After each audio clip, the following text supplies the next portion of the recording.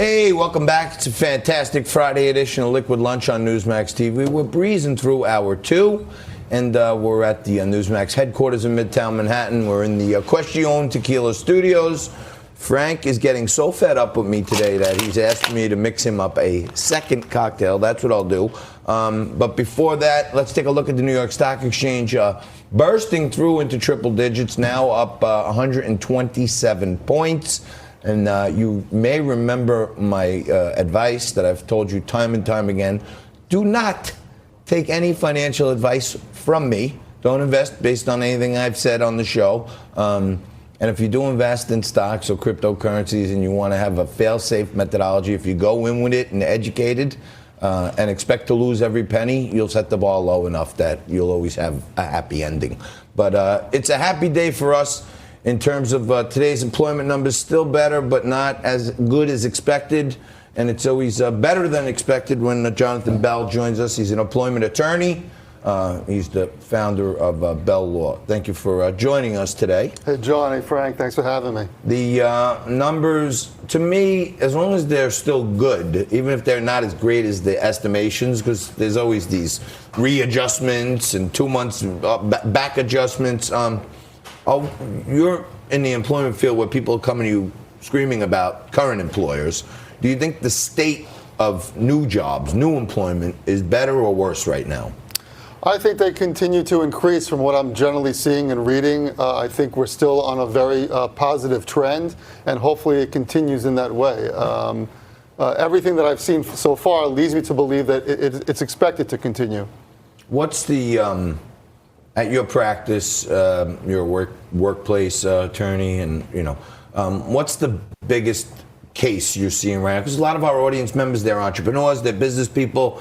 What kind of legal tips do you have? Like, hey, try not to do this because this is one of the leading things that causes people to call Jonathan Bell. Right. So my segment's not long enough to cover everything that I do. Give me a couple of the big ones. The sexual harassment, obviously the Me Too movement has been huge for the practice. Age discrimination, discrimination in general.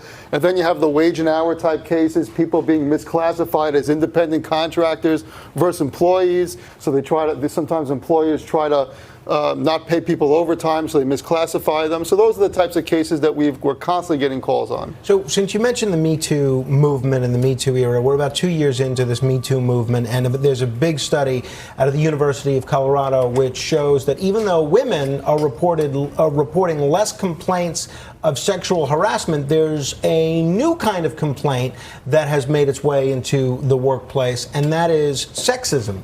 Women are reporting gender discrimination because apparently, go figure, men are afraid of being accused of sexual harassment and they don't want to work with women. What are you seeing, and does this study ring true to you? Yeah, so I'm definitely seeing an uptick of calls. Less calls on the sexual harassment front, but gender discrimination has sexual harassment and non-sexual. The non-sexual claims are significantly increasing. So what happens is men are taking the opposite approach, and they're saying, hey, we don't want to be around women. I don't want to do a one-on-one conference with a woman. I need a witness. Meanwhile, they'll meet a man without a witness. You have to treat people equally. The crazy thing is, October 9th of this year, there's a deadline. Every single employer and employee has to undergo sexual harassment training.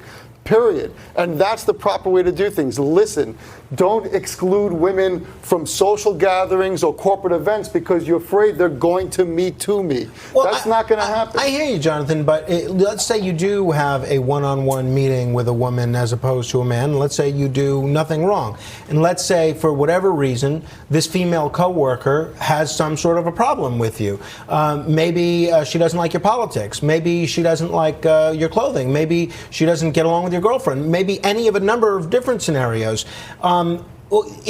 She can make an allegation of sexual harassment against that person or something worse than sexual harassment, and that guy's reputation, even if he's done nothing wrong, is completely ruined. I don't blame men for being a little intimidated about working with women in the workplace. Well, the correct way to handle it is, if you feel like you want to have a witness when you're meeting with a woman one-on-one, then you should treat the men the same way. What's stopping a man from making up a complaint that this male hit on them? The fact of the matter is, we know people. We deal with people all the time, okay? Yeah. 99.9% of people are not going to just sit there and make a complaint about sexual harassment but simply because it happens. Everything It could happens. be a year and a half later when they didn't get the promotion they wanted. So you know what? Bill, he put his hand on my leg, Well, and sure. when I rebuffed his advance, I knew from that moment on that I was never going to get treated fairly. I want to ask you this, in our last minute: How many men do you represent? Is there a He Too movement? Because I've been in situations, and I know men who've been in situations who've been harassed by women, Sure. you know, sexually or suggestively. Do men ever bring cases against women executives? So that's happened in the past. Most of the men cases I have are either they are homosexual or they're being hit on someone who they feel like they're sexually harassed against someone who is a homosexual. Those are the types of cases. But men, we represent them on race case, age cases. But just going back to the point quickly, people get into motor vehicle accidents all the time. That means you're not going to drive. You can't be afraid that maybe, potentially, one day a woman's going to land a false claim on you because you're scared that, again, 0.001% might do that. Got it.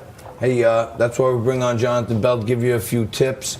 PwC has a study out that 72% of executives polled would prefer to go on a business trip with a man rather than a woman because they feel like it's a risk in this environment. So good luck, and I think opportunities are increasing for women. Let's hope it stays that way, and let's hope you don't need a witness for much longer. But you're going to witness greatness after this. Rob Talbot's joining us.